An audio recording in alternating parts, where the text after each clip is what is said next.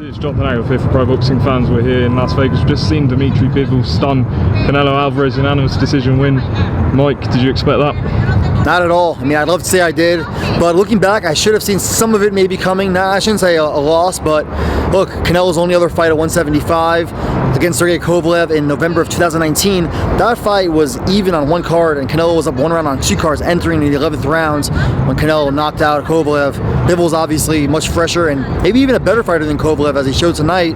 I just thought that Canelo probably improved so much over those last 3 years that he could take care of that, but weight classes obviously exist for a reason, and Bivol had never been tested, right? He never faced an elite fighter before. We don't know how good he is, but he looks pretty damn good now. Did Bivol just get it spot on tonight? He was cautious early on, and then he suddenly just started trading with Canelo, and Canelo didn't really seem to have an answer. I think Bivol, obviously, as the fight wore on, he gained a lot of confidence. I mean, you know, like you said, he was more cautious early on. He was pushing Canelo back. I was really impressed by the way he was ripping off those 4 and 5 and even 6-punch combinations with ferocity. He really did a nice job setting everything up with the jab. A lot of straight shots. You know, we've seen Bivol at times, but you know, as the rounds wore on, he was throwing a lot of looping punches too. He was just in total control, and I don't even think Alvarez. I think if Alvarez is truthful to himself and watches the fight, I don't hold those comments against him because he was in there. He knows he lost the fight. Obviously, heading into the final round, Bivol's only up by 1 point on all 3 judges' scorecards. I mean, obviously, judges are allowed their own opinion, but that's a massive surprise, isn't it? Yeah, I just had a pit in my stomach as the scores were read. I really was bracing for the worst, and I don't care who wins. I just want the judges to get it right. And when I heard all 3 judges have the same score, I thought, oh no, here we go. So I'm glad that we don't have to talk about the controversy as much, but still, like, the judges clearly got it wrong. I mean, I had a 10-2. I could see maybe 8-4 at best, but 10-2 to me seemed like the right score. Maybe even 9-3.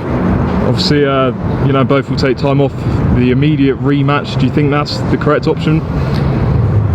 Or better question, do you think that's the most money option for Canelo right now compared to any other fight? I think the biggest money option is still Canelo Triple G3. Triple G is a star. I mean, casual fans know who Triple G is. The first 2 fights were fantastic. I think that's the fight to make, and I would still want to see that fight even, with the loss. But knowing Canelo and how he is, he's going to want to go to the biggest challenge, and that's Bivol. And just on Dmitry Bivol, written off by everyone, he stayed confident all week. What did he do differently to any other of Canelo's opponents? I mean, first off, I was really impressed by how calm he was. It didn't seem like the moment was too big for him. We've seen other fighters like Caleb Plant. I didn't think Plant was really pressing to win. And Bivol was just confident from the opening bell.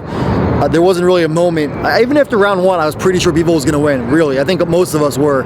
It just seemed like I knew right away that I underestimated him and miscalculated this fight. So props to him. And Canelo said all along that Bivol was better than Beterbiev, and I believe him now. All right, Mike Coppinger, appreciate your time. Thank you. Got you finally. Just tell us where we can catch your work tonight. Catch me on ESPN and on Twitter at Mike Coppinger. Thanks so much. Mike, appreciate it.